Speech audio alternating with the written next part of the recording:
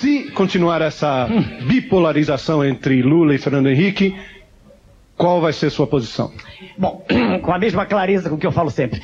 O senhor me conhece bem.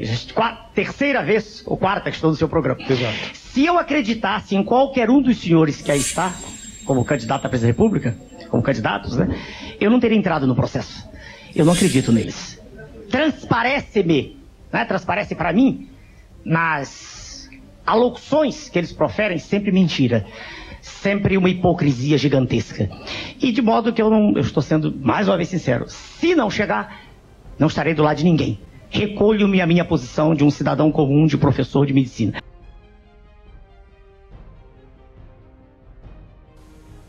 A minha pergunta é para o candidato Enéas Carneiro.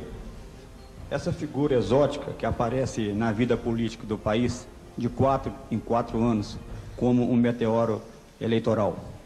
Enéas, o senhor tem defendido posições autoritárias, como o centralismo e o Estado forte.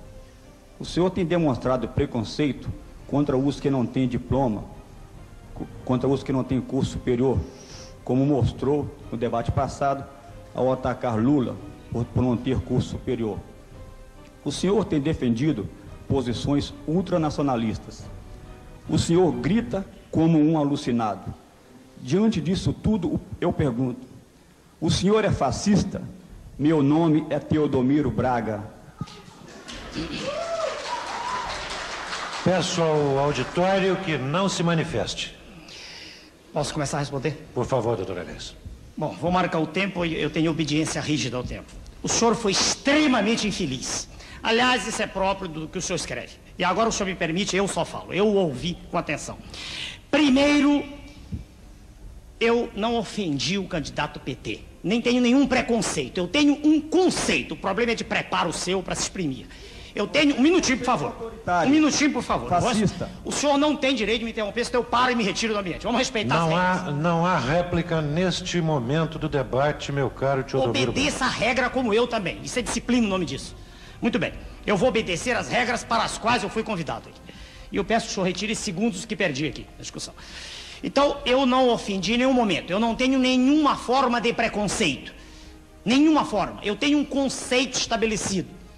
Para se dirigir um país, para se ter sob o seu comando a direção de uma nação continental como o Brasil, é fundamental que se tenha preparo. Não há nenhum preconceito quanto a isso. E o senhor candidato aqui presente, que poderá à frente defender-se, não detém escolaridade, e eu disse isso a ele com respeito, não o ataquei, não detém o volume de informações, o acervo de informações que é necessário para conduzir os destinos da nação. Foi isso que eu disse. O segundo ponto agora, isso eu estarei disposto aqui, se houver condição de discutir com ele, em questão aberta. Agora, o outro ponto, o senhor diz que eu sou autoritário. Eu detesto esta situação em que a nação brasileira se encontra, de absoluta desordem, em que não se respeita coisa nenhuma, em que os senhores da imprensa têm o poder total, como o senhor acabou de mostrar agora me interrompendo, em que os valores cívicos estão sendo todos lançados no ralo, em que não há mais na nação nenhum sentimento de respeito à família, porque no horário nobre passam-se cenas de lascívia, de sexo quase explícito, com a conivência dos diretores, e ninguém se preocupa em perguntar para um pai de família se ele gosta disso. Isso é liberdade absoluta. Então é contra tudo isso que eu ponho o meu discurso, a minha alocução. Quando o senhor me ofendeu agora, o senhor disse que eu sou exótico, se eu tenho barba é um problema meu, o senhor não tem nada a ver com isso. A sua visão de exótico... As manifestações são dispensáveis. E, doutor Enéas... Eu termino já. É porque ele por me favor, interrompeu. Terminarei seu tempo já terminou. As suas expressões traduzem apenas a incompreensão do senhor de um sentimento que eu represento, de uma insatisfação coletiva da nação, para com toda essa farsa que existe, apresentando-se um modelo, esse sim, que é de uma libertinagem. José Maria Marim, candidato da coligação PSC-PT do B, pergunta agora para Enéas Carneiro, do Prona. Doutor Enéas, como o senhor sabe, eu sempre estive ligado ao esporte. Fui atleta do São Paulo Futebol Clube, presidente da Federação Paulista de Futebol, e está causando uma grande decepção a todos os brasileiros a conduta da nossa equipe nas Olimpíadas. Eu pergunto ao senhor, o senhor tem algum projeto específico como candidato a prefeito visando a melhoria dos nossos atletas numa futura competição? Resposta ao governador Marinho, resposta sincera, como eu sempre dou. Eu não entendo absolutamente nada de futebol.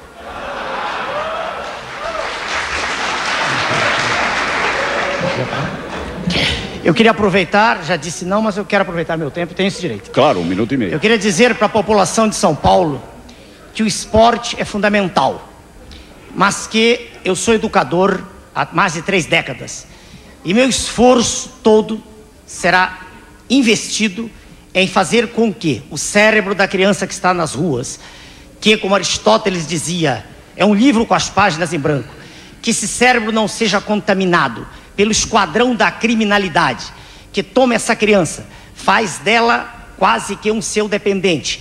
E pouco a pouco essa criança começa a furtar, daqui a pouco a assaltar a mão armada. Eu pretendo, se lá chegar nesse cargo, adaptar ao município o projeto nacional que tinha para a presidência da República. Projeto através do qual todas as crianças, isso aqui não é nada dito como projeto tolo, nécio, de pessoas que nem têm noção do que estão dizendo. Trazê-las todas e tenho o aval de desembargadores e juízes de menores. Essas crianças todas terão assistência plena em núcleos pequenos, abrigos. E a partir daí sim, essas crianças serão ressocializadas. Essas crianças poderão estar afastadas desse batalhão onde serão integradas. Pergunta para a candidata Marta Suplicy, do PT. Senhora, dona Marta, eu estou acostumado a falar em 30 segundos. E quero ver como a senhora responde em 30 segundos. Vou dividir o tempo em 3 perguntas. Não, não é possível, é uma pergunta só. A senhora escolhe qualquer uma das 3, senhora, se eu gosto. Posso Pois falar? não. Sua pergunta. Não, desconte o tempo da manifestação da plateia. Tá. Sobre o distrito de Marcilac, aqui em São Paulo. Olha, por favor, se vocês continuarem se manifestando, não é tempo, ele está dentro do tempo. Por favor, não tumultuem, senão nós vamos ser obrigados a retirá-los do recinto. Por favor, seu Um pouco tempo. de ordem, obrigado, senhor vereador. Sobre o distrito de Marcilac, aqui em São Paulo, eu quero que a senhora me responda qual o maior problema do ponto de vista de índices de bem-estar social, do seu ponto de vista, como resolvê-lo. A senhora escolhe sobre a potamografia de São Paulo e os problemas dela decorrentes para o município, qual a solução que a senhora propõe? Eu não estou sorrindo, dona Marta, estou lhe perguntando. A terceira é uma pergunta bem simples, se a senhora souber. Por favor. Qual é a composição, senhora, do ar atmosférico de São Paulo? Primeira coisa, eu queria me referir ao que foi dito do presidente de honra do meu partido, e que há vários anos acho que o senhor vem com essa história que o meu presidente se porta desse jeito. E eu queria dizer que esse documento é um documento que saiu no New York Times e saiu com centenas de assinaturas de prêmios Nobel, inclusive. Pessoas muito importantes que estudam essa questão. Não tem nada a ver com legalidade. Acabou o seu tempo, por favor. Vamos ter disciplina, senhor. Disciplina, por favor. Fale qualquer coisa aí. 30 segundos para sua pergunta. Uma beleza. Ótimo. Já que Sua Excelência, o ex-presidente da República, nada tem a dizer, eu tenho muito. Haveria necessidade de 1 hora de exposição, mas o avançado do tempo não permite que seja feito. E o mínimo de atenção e respeito pela paciência de todos que assistem aos pronunciamentos. Primeiro, dizer que poderia parecer despiciendas quaisquer considerações sobre o partido. Senhor?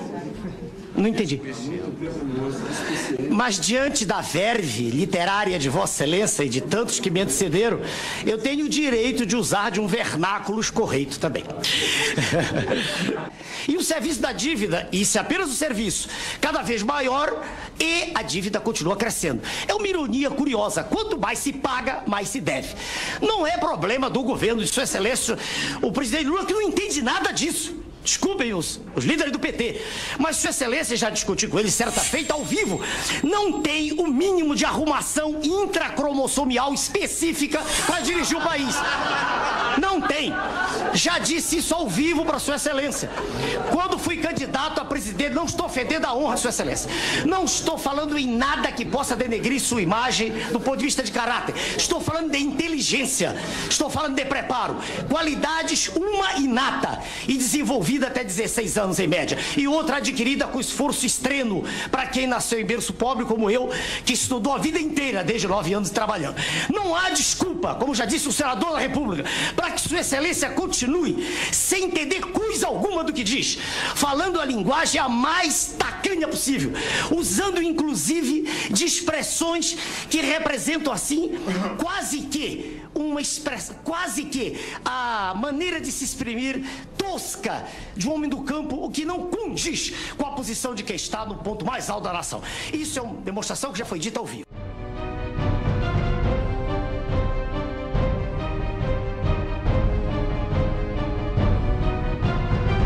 Meu nome é Enéas.